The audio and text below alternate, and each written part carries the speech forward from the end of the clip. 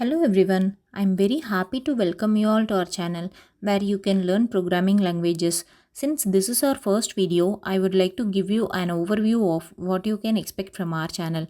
We will start with the basics of Java, and this series is specifically designed for college students and beginners.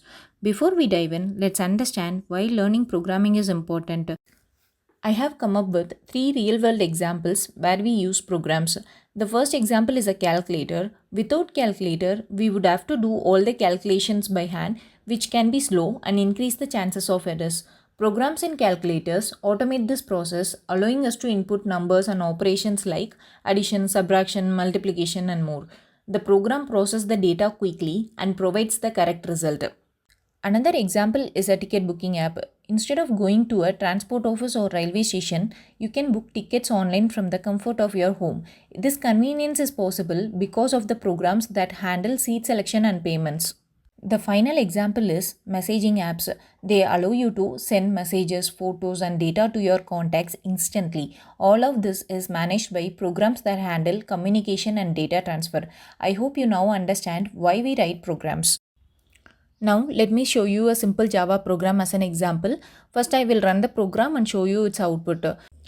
I'm using Spring Toolsuite IDE, which is a software application for running Java programs. I'll create a separate video for the setup process. Let's move on to the execution now. I have simply copy pasted the Java program into my IDE where we can run programs and view the output. This program is all about printing something to the console. When I run the program, you will notice that whatever I place inside system.out.println gets printed to the console. Let me run it and show you the output. You can see that the welcome message is printed to the console. If I change the text inside system.out.println, the updated value will be printed in the console.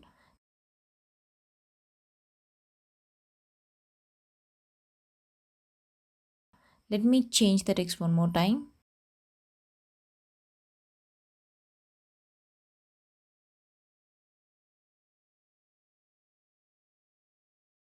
As you can see, the updated value is now printed in the console. This program is designed to display a message on the console. System.out.println is the syntax used to print any message to the console. We cannot simply write system.out.println to print a message. It must be inside a method and the method must be inside a class. Now there are three important keywords you should understand. The first one is class, second one is field, and the third one is method.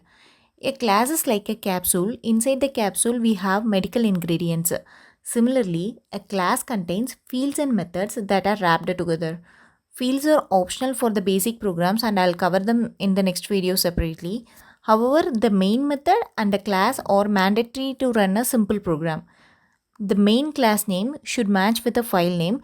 As I mentioned earlier, a class is like a wrapper that contains fields and method as a single unit. Even if I create a field or a new method, it should be placed inside the opening and closing braces of the class. I'll give you a real-time example for better understanding. Let's take an example of a bank. Here, bank is a class. A field is a piece of data that represents an attribute of the bank. And the method is a behavior, means the operation that can be performed on the bank. For example, the name, branch and address of the bank are fields.